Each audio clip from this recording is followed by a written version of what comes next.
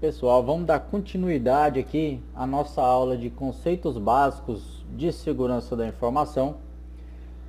Eu parei aqui, a última coisa que eu falei foi vulnerabilidade, né? E agora a gente vai falar sobre ameaças. O que é uma ameaça em segurança da informação? São fatores externos capazes de explorar uma ou mais vulnerabilidades, permitindo furto, roubo, perda, corrupção ou uso indevido dos ativos da informação. Alguns exemplos de ameaças à invasão de sistemas: as fraudes, o vandalismo contra os equipamentos ou meios de transmissão, os atentados terroristas, as catástrofes naturais, a espionagem industrial ou internacional, o vírus de computador, os spywares, o recebimento de spam, entre outros. Não é possível se proteger contra todas as ameaças, né? Pois elas sempre existirão e sempre estarão por perto. Uma das funções da SI é impedir que as ameaças se concretizem, garantindo a continuidade da atividade da empresa. E elas têm umas classificações, essas ameaças.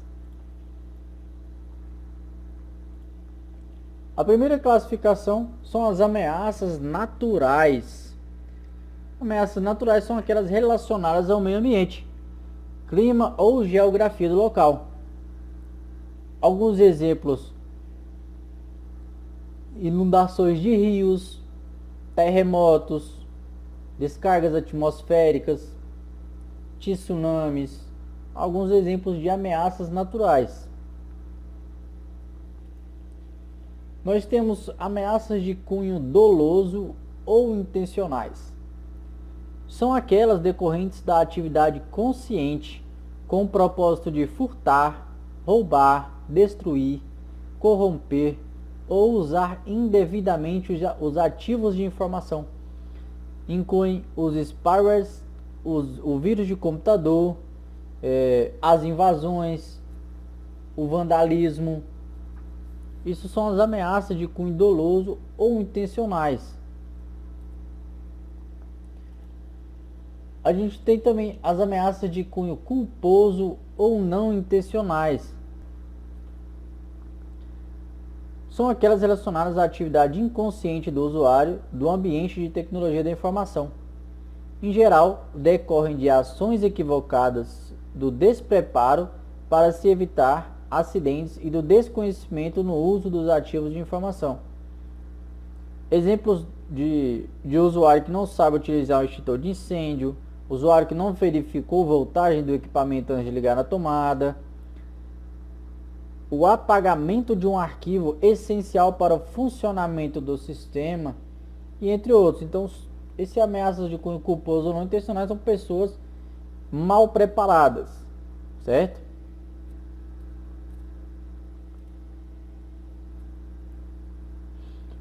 Vamos falar de riscos agora. O que é o risco? Os riscos são a probabilidade de uma ameaça se concretizar, provocando danos aos ativos de informação. Para a gente medir o valor do risco, eu tenho essa expressão: risco igual vulnerabilidade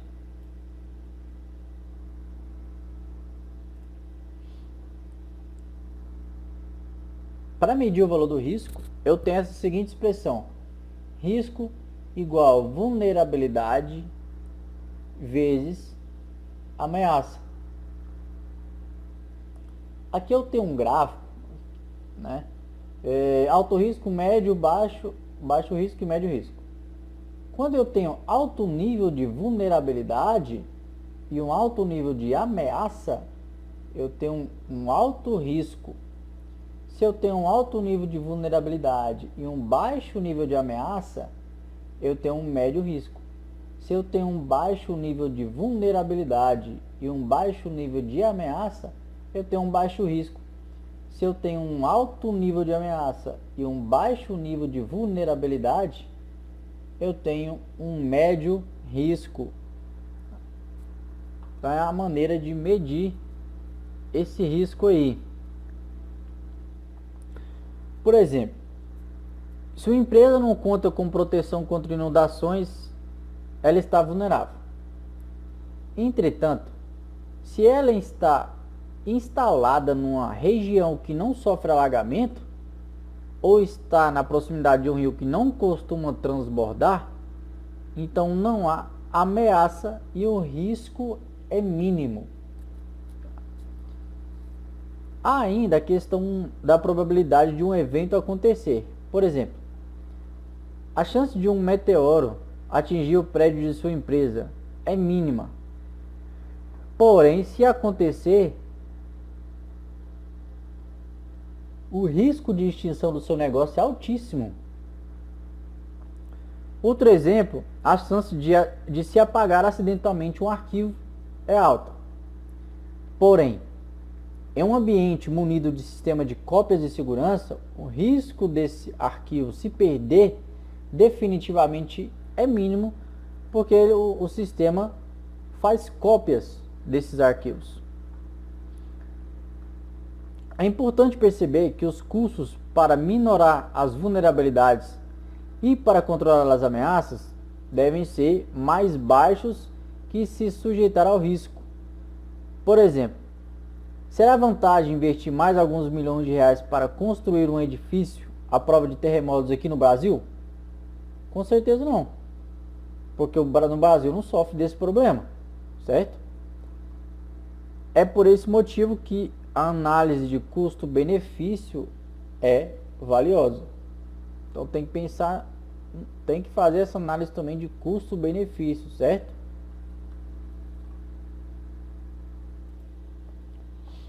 Vamos falar de impactos. O que são impactos? São os danos causados pela concretização dos riscos. Significa que o ativo de informação foi perdido, foi furtado, corrompido ou usado indevidamente. O valor do impacto também ele é medido pela seguinte expressão: impacto igual ao risco vezes o valor do ativo de informação. Então aqui quando eu tenho um alto nível de risco e um ativo de baixo valor, eu tenho um médio risco de impacto.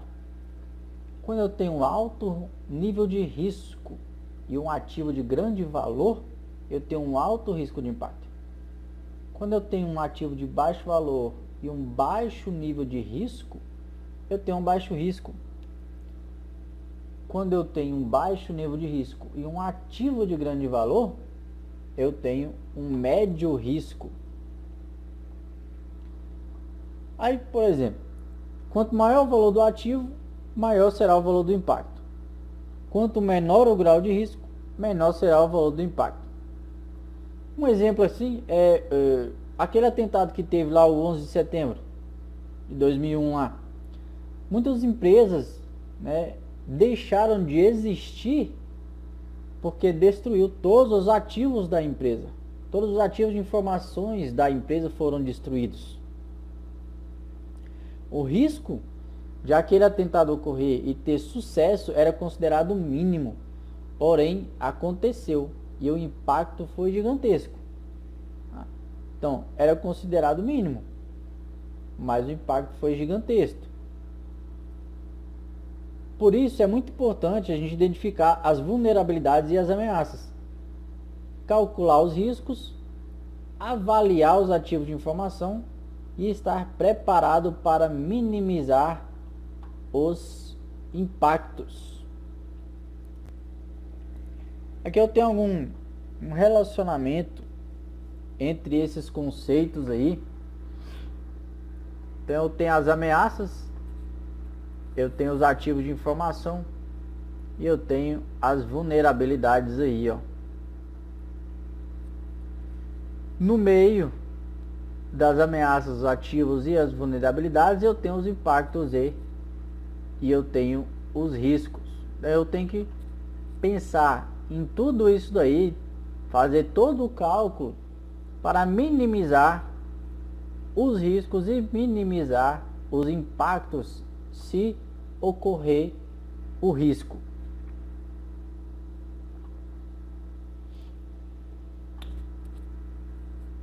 Medidas de segurança. O que são as medidas de segurança?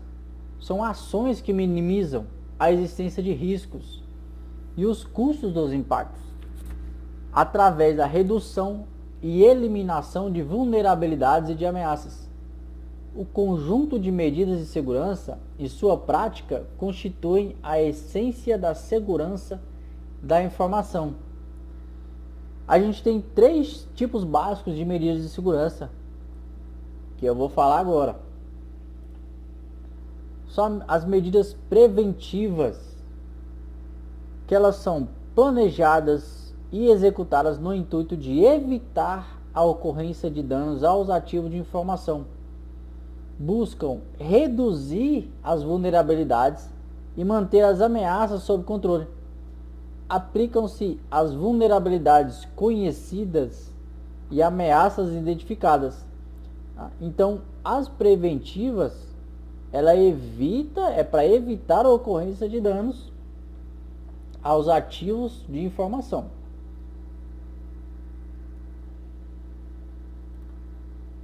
As medidas prospectivas são aquelas planejadas e executadas durante o ciclo normal de atividades da empresa. A prospecção busca identificar vulnerabilidades e ameaças que estejam ocultas ou que façam parte de produtos e soluções que a empresa pretende adquirir. Nós temos as medidas corretivas. Então, corretivas são aquelas executadas após o dano ao ativo de informação. Buscam eliminar ou minorar os impactos sofridos, bem como colaborar com a criação de outras medidas de segurança que evitem a repetição do problema. A medida corretiva, aconteceu o dano e ela vai tentar corrigir, ou minimizar os impactos ocorridos com os ativos de informação.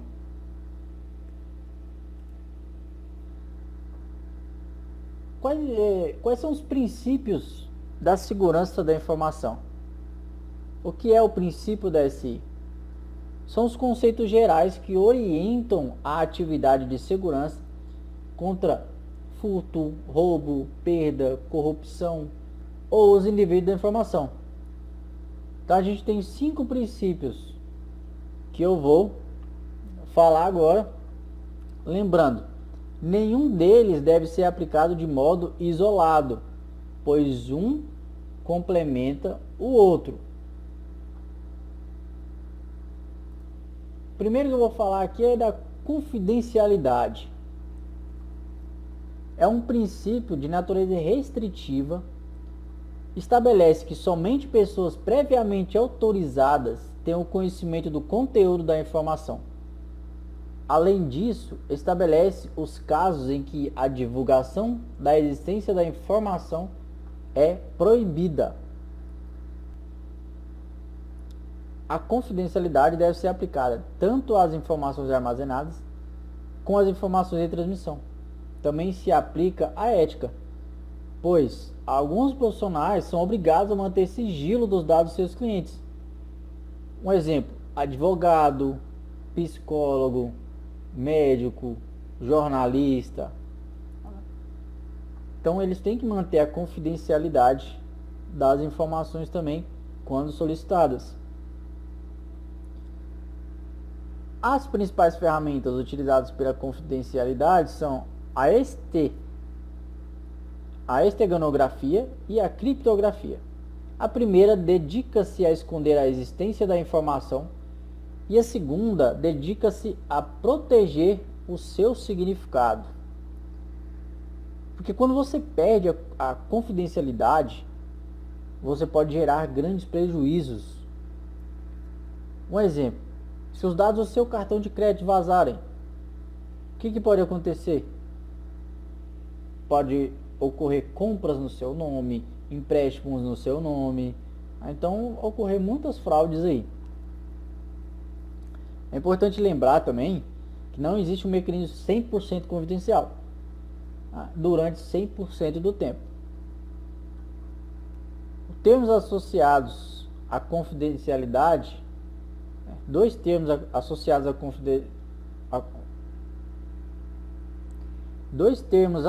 à confidencialidade é o sigilo e o segredo. Tá? Outro princípio aqui é a integridade. A integridade é o princípio da natureza conservativa. Ela estabelece que a informação só pode sofrer reduções, acréscimos ou atualizações por pessoas previamente autorizadas, o que mantém suas características originais e respeita seu ciclo de vida. Então, o princípio da integridade é essencial para o êxito de qualquer comunicação. O emissor deve possuir absoluta confiança que a informação transmitida é exatamente a mesma que chegou às mãos do receptor e vice-versa. A perda de integridade pode gerar informações incorretas que não correspondam mais à sua finalidade, impedindo a sua utilização. É igual aquela brincadeirinha que a gente fazia, né? A gente faz aquele telefone sem fio, né? A informação que chega no final nunca é a mesma, né?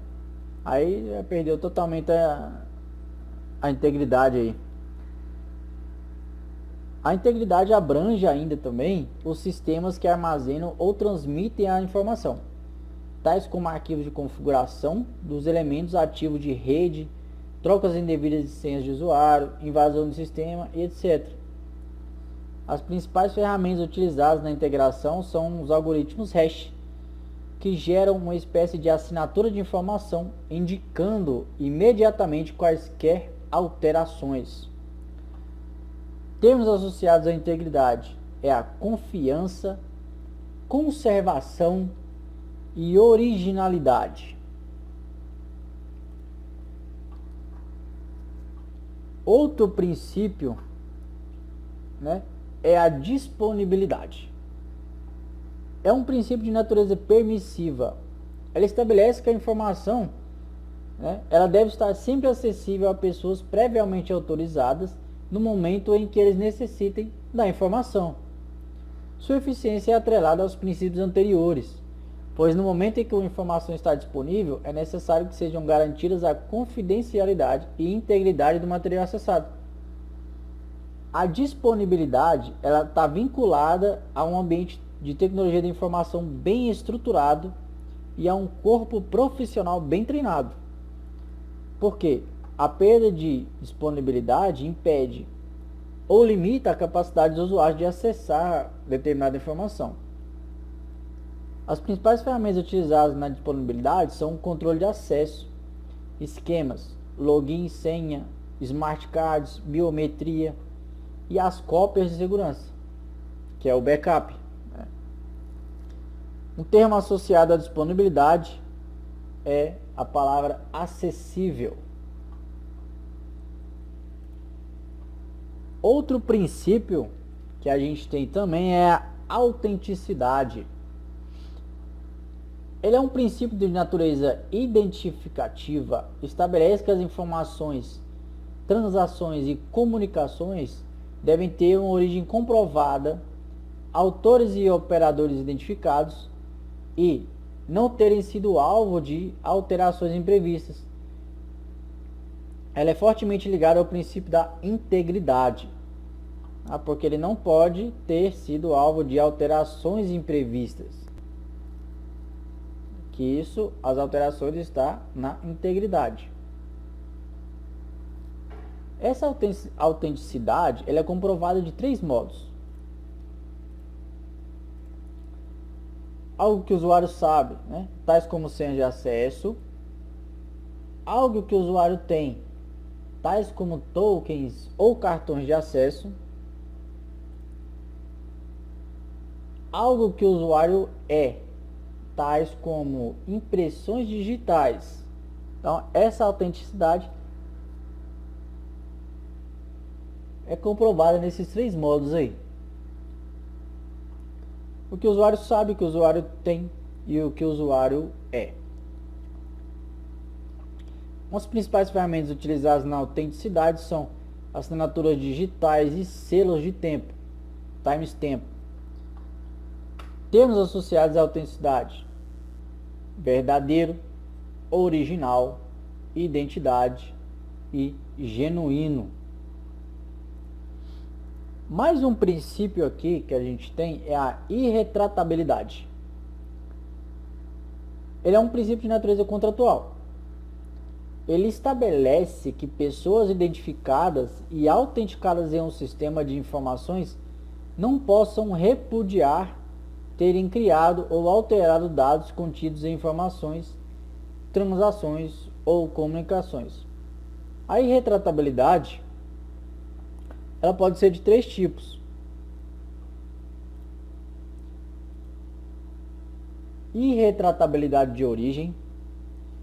Ela protege o receptor, autenticando a identidade do emissor dos dados. Irretratabilidade de entrega protege o emissor, autenticando a identidade do receptor dos dados. E a irretratabilidade de transmissão protege o emissor e o receptor, autenticando o registro de recebimento dos dados pelo receptor.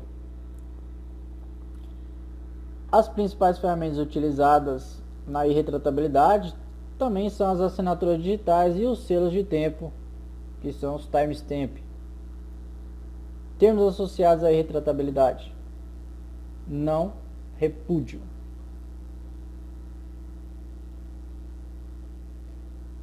Ciclo da segurança da informação. O que é? É um processo, portanto, deve obedecer a uma série de atividades encadeadas em que o resultado de um passo é o valor de entrada do passo seguinte, formando um ciclo. Então, as atividades enumeradas a seguir devem ser realizadas em todos os ativos da informação. O primeiro, identificação e definição do valor dos ativos. Segundo, identificação e classificação das vulnerabilidades. Terceiro, identificação e classificação das ameaças. Próximo, cálculo de riscos. Cálculo do valor dos impactos. Definição e implantação de medidas de segurança.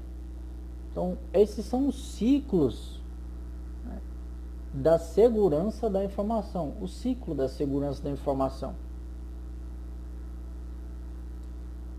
Aqui eu tenho um gráficozinho identificando aqui a relação dessas atividades. Então, a gente tem aqui a identificação dos ativos, identificação e classificação das vulnerabilidades, e também na mesma linha, identificação e classificação das ameaças. Após esses dois serem feitos, vai calcular os riscos. Depois de calcular os riscos, calcular o valor dos impactos. Para calcular o valor dos impactos, eu preciso da definição do valor dos ativos. E ao final, definição e implantação de medidas de segurança. Então, essa foi a parte 2 dos conceitos de SI.